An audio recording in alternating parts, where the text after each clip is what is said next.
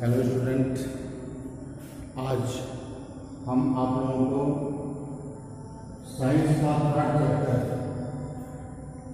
Micro organism के बारे में ऑलरेडी पहले डिस्कस कर चुके थे। आज हम आपको बता रहे हैं कि माइक्रो ऑर्गेनिज्म का इकोनॉमिक इम्पोर्टेंस क्या होता है।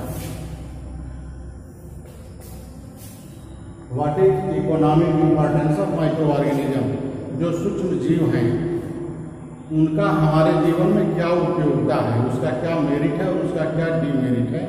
तो इकोनॉमिक इम्पोर्टेंस से संबंध है कि माइक्रो ऑर्गेनिज्म हमारे जीवन में किस तरह से हमारा सहयोग करते हैं या किस तरह से हमें नुकसान पहुंचाते हैं। इसका स्टडी यहाँ पर किया जाएगा। तो दोनों क्रियाएं होती हैं, दोनों पहलू हमारे जीवन में इनका होता है। First, they help life and they also destroy life. वो जीवन में सहयोग भी करते हैं, जीवन को चलाने के लिए सहयोग भी करते हैं और जीवन में नुकसान भी पहुंचाते हैं। तो इनको दो भाग में बांट करके हम डिस्कस करेंगे। पहला है बेनिफिशियल माइक्रो ऑर्गेनिज्म। वे माइक्रो ऑर्गेनिज्म जो हमारे जीवन में हमारे लिए लाभ पहुंचाते हैं, उन माइक्रो ऑर्गेनिज्म को हम बेनिफिशियल माइक्रो ऑर्गेनिज्म या लाभदायक माइक्रो ऑर्गेनिज्म कह सकते हैं। तो लाभ क्या है माइक्रो ऑर्गेनिज्म से हम लोगों को? पहला चीज है कि माइक्रो ऑर्गेनिज्म हमारे बहुत से ऐसे भोज्य पदार्थ हैं, माइक्रो ऑर्गेनिज्म के द्वारा वो तैयार किए जाते हैं, तो हमारे भोजन में वो कारगर होते हैं। जैसे दही का स्वाद हमको माइक्रो ऑर्गेनिज्म के द्वारा ही प्राप्त होता है। लैक्टोबैसिलस एक बैक्टीरिया होती है जिससे दूध से दही बनाया जाता है। तो यदि लैक्टोबैसिलस बैक्टीरिया नहीं रहता, वह माइक्रो ऑर्गेनिज्म नहीं होता, तो हम दही का स्वाद नहीं ले पाते। तो इस तरह से माइक्रो ऑर्गेनिज्म हमारे जीवन में दूध से दही बनाने में सहयोग करता है, इसलिए वो हमारे लिए बेनिफिशियल है, हमारे लिए लाभदायक है। दूसरा है पिकल। अचार बनाने में भी माइक्रो ऑर्गेनिज्म का प्रयोग किया जाता है। वो प्रिजर्वेटिव का काम करता है, वो अचार को सड़ने से बचाता है। तो पिकल अचार बनाने में भी हम माइक्रो ऑर्गेनिज्म का प्रयोग करते हैं। विनेगर सिरका बनाने में, जैसे सेब का सिरका हो, गन्ने का सिरका हो। तो ईस्ट नाम का खमीर एक माइक्रो ऑर्गेनिज्म होता है जिसके द्वारा विनेगर बनाते हैं और इससे बहुत सी पेट की बीमारियां ठीक भी होने लगती हैं सिरका के सेवन से। फिर चीज है पनीर। पनीर बनाने के लिए भी माइक्रो ऑर्गेनिज्म का प्रयोग किया जाता है। अब तो तत्काल बन जा रहा है, लेकिन पहले लोग पहाड़ों पर ले जा करके पनीर बनाते थे, 6-6 महीना का समय लग जाता था। लेकिन अब इसको हम तत्काल बना सकते हैं माइक्रो ऑर्गेनिज्म के द्वारा। बेवरेजेस, बहुत से ऐसे पेय पदार्थ हैं,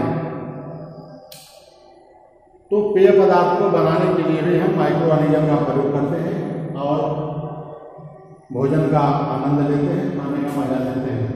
फिर ब्रेड, आप लोग चाय के साथ जो ब्रेड का प्रयोग करते हो, तो ब्रेड बनाने के लिए भी ईस्ट का प्रयोग किया जाता है।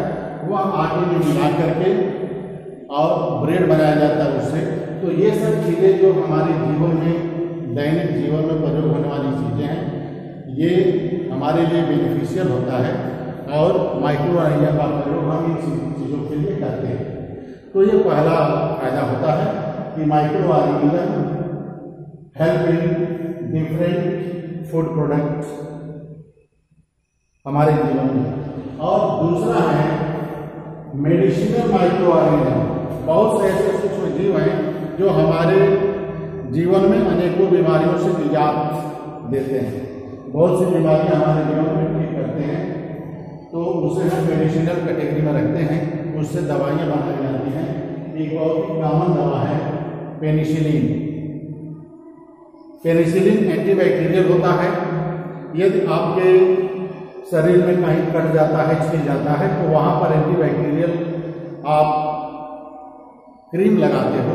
वो पेनिसिलियम नोटेटम एक माइक्रो ऑर्गेनिज्म है जिसके द्वारा पेनिसिलिन को तैयार किया जाता है और उससे हमारा घाव या हमारे शरीर के ऊपर, स्ट्रेस के ऊपर, कहीं कटने छिलने के ऊपर जो माइक्रोबियल अटैक होना होता है उसे रोकने का काम करता है। वैक्सीन के बारे में भी आप लोगों को पता होगा।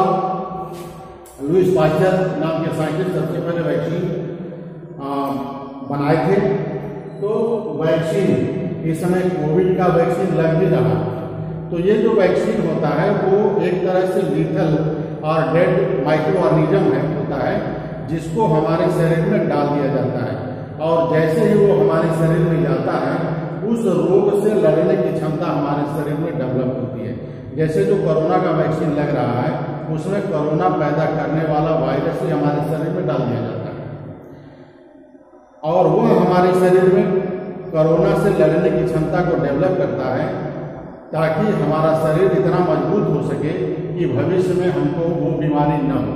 तो वैक्सीन बनाने के लिए भी हम लोग माइक्रो ऑर्गेनिज्म का प्रयोग करते हैं। बैक्टीरिया के लिए बैक्टीरिया वाली बीमारी को नष्ट करने के लिए बैक्टीरिया, वायरस को नष्ट करने के लिए वायरस, इस तरह से माइक्रो ऑर्गेनिज्म का प्रयोग हम लोग वैक्सीन के रूप में करते हैं जिससे हम उस बीमारी से बच सकें। तीसरा मेडिसिनल यूज में विटामिन बी कॉम्प्लेक्स एक कॉमन मेडिसिन होता है तो उसके सिंथेसिस में भी माइक्रो ऑर्गेनिज्म का प्रयोग किया जाता है। Synthesis of vitamin B complex ये हमारे शरीर के लिए बहुत ही आवश्यक है। बी कॉम्प्लेक्स कॉमन होता है तो यदि आपके शरीर में बी कॉम्प्लेक्स की कमी हो जाती है तो उसको एडिशनली लेने के लिए दवा के रूप में मार्केट में ये बी कॉम्प्लेक्स मिलता है जिसको माइक्रो ऑर्गेनिज्म के द्वारा प्रिपेयर किया जाता है। तो ये दो पॉइंट हमने बताया। थर्ड पॉइंट है इंडस्ट्रियल माइक्रो ऑर्गेनिज्म। बहुत से ऐसे सूक्ष्म जीव हैं जिनका प्रयोग उद्योग जगत में किया जाता है।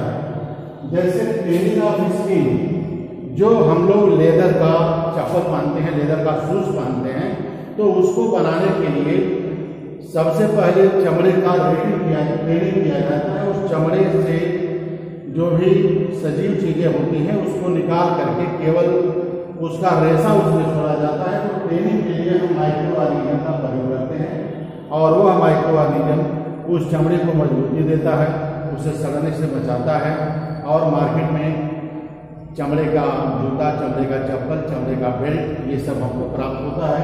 तो माइक्रो ऑर्गेनिज्म यहाँ पर भी हमारे जीवन को सहयोग करता है। दूसरा है मेकिंग ऑफ फाइबर। जो भी हम कपड़ा पहनते हैं, चाहे वो कॉटन का कपड़ा हो या बोरा चट्टी बनाया जाता है, तो उसमें हम फाइबर को ट्रेनिंग करते हैं, फाइबर को रेटिंग करते हैं और फाइबर को रेटिंग करने के बाद उसका जो फाइबर होता है वो फाइबर ही रह जाता है। बाकी उसमें जो भी प्रोटीन्स होते हैं उसको माइक्रो ऑर्गेनिज्म के द्वारा नष्ट कर दिया जाता है। माइक्रो ऑर्गेनिज्म उसका यूटिलाइजेशन कर लेते हैं और ये सनई हो गया, पटुआ हो गया। तो ये जो फाइबर है या कॉटन का फाइबर जो हम लोग कपड़े का प्रयोग करते हैं वो भी हम लोगों को माइक्रो ऑर्गेनिज्म के सहयोग से प्राप्त होता है। चौथा है सीवेज माइक्रो ऑर्गेनिज्म। बहुत से ऐसे सूक्ष्म जीव हैं जो हमारे सीवेज को, एनवायरनमेंट में जो भी गंदगी या कचरा होता है उस कचरे को साफ करके फिर से उसको रिसाइकिल करने का काम करता है। तो सीवेज ट्रीटमेंट के लिए भी हम माइक्रो ऑर्गेनिज्म का प्रयोग करते हैं। बायोगैस प्लांट में भी माइक्रो ऑर्गेनिज्म का प्रयोग किया जाता है और एनवायरमेंटल रिसाइकिलिंग के लिए प्रकृति में जो भी गैसें हैं, नाइट्रोजन है, ऑक्सीजन है, उसे रिसाइकिल करने के लिए, उसको लिबरेट करने के लिए भी माइक्रो ऑर्गेनिज्म काफी महत्वपूर्ण होता है। यदि माइक्रो ऑर्गेनिज्म नहीं रहता तो जो भी सड़ी गली चीजें हैं वो नष्ट नहीं होती, पृथ्वी पर ऐसे पड़ी रहती, फिर हम लोगों को जीने में दिक्कत होता। तो ये चौथा पॉइंट हो गया। और पांचवा पॉइंट, अपना देश कृषि प्रधान देश है। यहाँ पर लगभग 70% लोग एग्रीकल्चर से कनेक्ट हैं, एग्रीकल्चर खेती से जुड़े हुए हैं। तो खेती में सबसे बड़ा लाभ ये होता है नाइट्रोजन फिक्सेशन। नाइट्रोजन 78% जो एनवायरनमेंट में पाया जाता है। तो बहुत से ऐसे सूक्ष्म ऑर्गेनिज्म हैं जो नाइट्रोजन को फिक्स करते हैं, पृथ्वी में, पृथ्वी तक खींचने का काम करते हैं। उसमें राइजोबियम एक माइक्रो ऑर्गेनिज्म है जो दलहन की जड़ों में ज्यादातर पाया जाता है, जो राइजोबियम नाइट्रोजन को सीधे एटमॉस्फेयर से नीचे खींचने का काम करता है। फिर एजिटोबैक्टर है, नाइट्रोबैक्टर है, ऐसे बहुत से ऐसे सूक्ष्म जीव हैं जो नाइट्रोजन को सीधे पृथ्वी तक खींचते हैं और पेड़ पौधों को डेवलपमेंट में सहयोग करते हैं। तो ये 4-5 हमने आपको बताया कि हमारे भोजन में सहयोग करता है, दवा बनाने में सहयोग करता है माइक्रो ऑर्गेनिज्म, इंडस्ट्री में सहयोग करता है, सीवेज में सहयोग करता है और नाइट्रोजन फिक्सेशन में सहयोग करता है। तो ये पहला पहलू हो गया, प्रथम पक्ष हो गया जिससे हमको फायदा होता है। दूसरा पहलू देखा जाए तो माइक्रो ऑर्गेनिज्म से जितना हमें फायदा होता है कहीं उतना नुकसान भी होता है, उससे ज्यादा नुकसान होता है। तो यहाँ पर हमने लिखा हार्मफुल माइक्रो ऑर्गेनिज्म, वे माइक्रो ऑर्गेनिज्म जो हमारे जीवन में नुकसान पहुंचाते हैं। हार्मफुल माइक्रो ऑर्गेनिज्म में सभी चीजें आती हैं, बैक्टीरिया भी आता है, फंजाई भी आता है, प्रोटोजोआ भी आता है, वायरस भी आता है। तो ये सब हमारे जीवन को, इसमें से कुछ ऐसी प्रजातियां हैं जो नुकसान पहुंचाती हैं। इन प्रजातियों को हम एक साथ पैथोजेन या जर्म के नाम से जानते हैं। Those micro organism which are harmful for us and produce different disease in our body is called pathogen और जर्म, या इसको हम लोग हार्मफुल माइक्रो ऑर्गेनिज्म कहते हैं। इसे हम डिजीज कॉजिंग माइक्रो ऑर्गेनिज्म भी कह सकते हैं। तो उसके बारे में देखा जाए तो 4 तरह के माइक्रो ऑर्गेनिज्म हैं जो मुख्य रूप से हमारे लिए लाभदायक भी हैं और हमें नुकसान भी पहुंचाते हैं। तो बैक्टीरिया को देखा जाए, बैक्टीरिया के बारे में ऑलरेडी हमने बताया था कि यह एक कोशिकीय सूक्ष्म जीव होता है जो कॉलोनी में भी रहता है या अकेले भी रह सकता है। तो उसमें एक रोग लगता है धान की फसल में, धान की जो बाली होती है उसमें ये रोग लगता है। धान की जो पूरी बाली होती है वो ब्लैक कलर की, येलो कलर की या क्रीम कलर की हो जाती है, उसमें से पाउडर जैसा निकलने लगता है। ये साल धानों में बहुत ज्यादा बीमारी लगी थी, तो उस बीमारी को ब्लाइट ऑफ राइस कहा जाता है, जिससे फसल की पैदावार काफी कम हो जाती है, आधी तक हो सकती है। दूसरा है हमारे मनुष्य के जीवन में एक कॉमन बीमारी होती है निमोनिया, जो बैक्टीरिया के द्वारा होता है। ये बच्चों में लगभग बिलो 5 ईयर्स चिल्ड्रन में ये बीमारी पाई जाती है, निमोनिया। सांस में प्रॉब्लम आता है, यदि प्रॉपर ट्रीटमेंट न किया जाए, दवा न दिया जाए तो इस बीमारी से बच्चे की मौत भी हो जाती है। दूसरी बीमारी है टीबी, ट्यूबरकुलोसिस, इसको राजरोग, यक्ष्मा, क्षय रोग या ट्यूबरकुलोसिस या टीबी के नाम से जाना जाता है।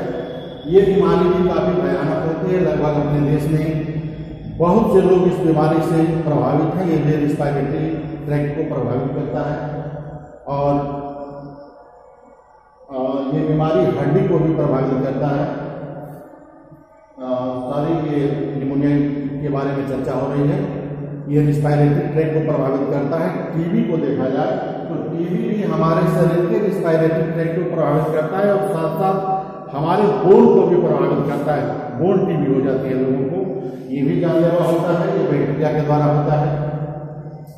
टाइफाइड, ये भी कॉमन बीमारी है जो इस समय काफी बहुत तेजी से टाइफाइड, सर्दी जुकाम, ये सारी चीजें चल रही हैं।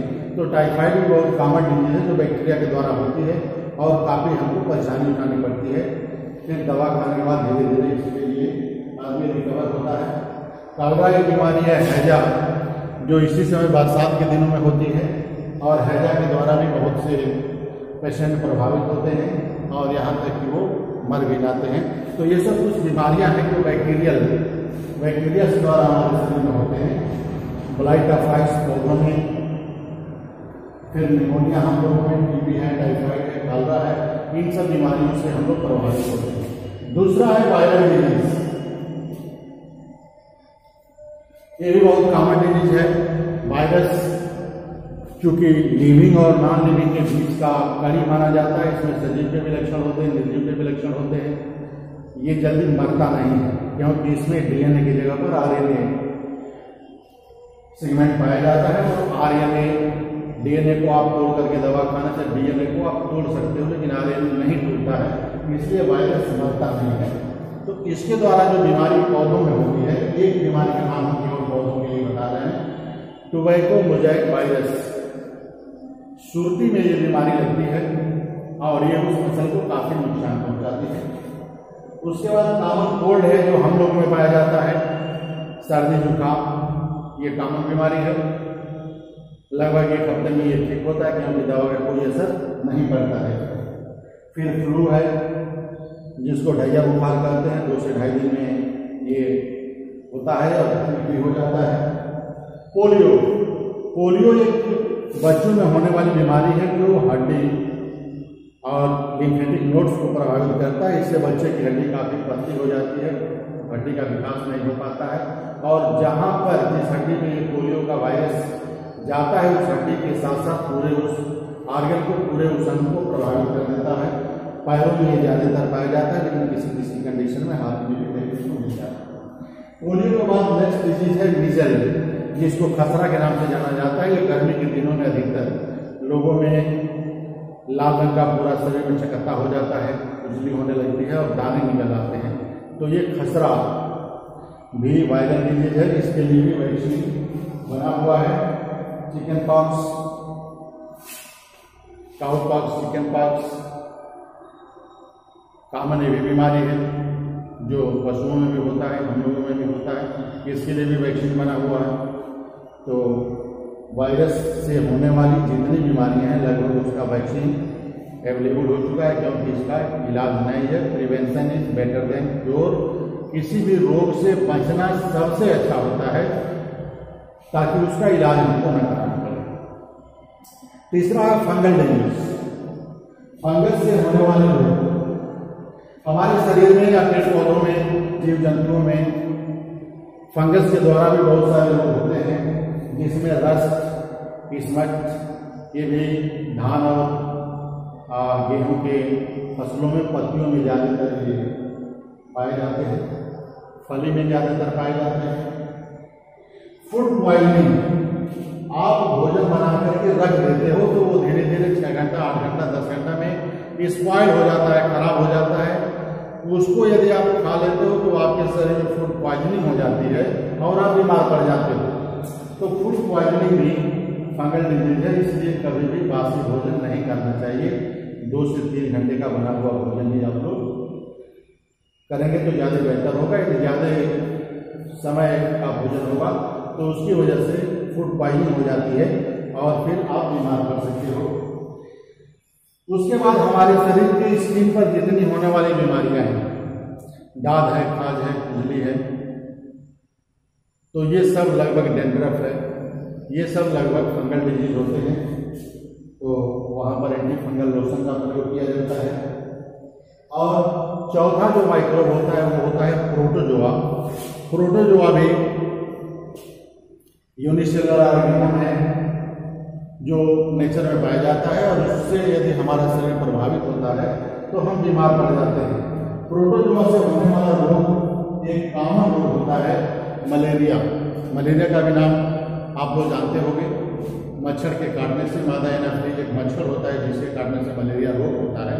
तो मादा एनाफिलीज मलेरिया का पैरासाइट प्लाज्मोडियम हमारे शरीर में, हमारे ब्लड में पोर कर देता है, और उस मलेरिया के पैरासाइट से, प्लाज्मोडियम से हमारे शरीर में मलेरिया हो जाता है, जो मिनिमम 1 हफ्ता, 2 हफ्ता, 3 हफ्ता तक हमारे शरीर में रहता है, हमारे शरीर को प्रभावित करता है, आरबीसी को नष्ट कर देता है, डब्ल्यूबीसी को प्रभावित करता है, हमारे लीवर को डैमेज कर देता है, और ये भी जानलेवा होता है। इससे पेशेंट की, उस रोगी की जान भी जा सकती है।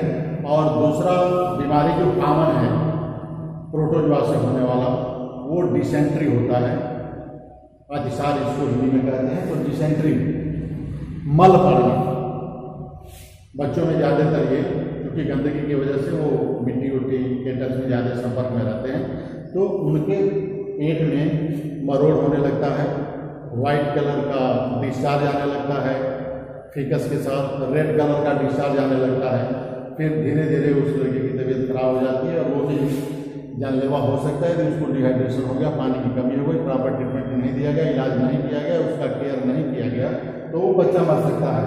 तो इस तरह से हमने 4 तरह के पैथोजन से होने वाला रोग, बैक्टीरिया से, blight of eyes, pneumonia, TB, typhoid, काला का जिक्र किया। वायरल में टोबैको मोजाइक वायरस जो पौधों में होता है। उसके बाद कोल्ड है, फ्लू है, पुरिया है, मीजल है, चिकन पॉक्स है। तीसरा फंगस के द्वारा होने वाला जो रोग है वो रस है, स्मैक फूड पॉइजनिंग है, रिंगवर्म है और प्रोटोजोआ है, इसमें डिजीज है। प्रोटोजोआ से होने वाला रोग मलेरिया और डिसेंट्री का हमने जिक्र किया। तो इस तरह से माइक्रो ऑर्गेनिज्म का प्रभाव हमारे जीवन पर पॉजिटिव भी पड़ता है और निगेटिव भी पड़ता है। तो इसको आप तैयार कर लीजिएगा और इससे संबंधित जो भी क्वेश्चन होंगे वो हम आपको बाद में PDF के द्वारा देंगे, आप उसको देखिएगा। फिर नेक्स्ट चैप्टर अगले वीडियो में, तब तक के लिए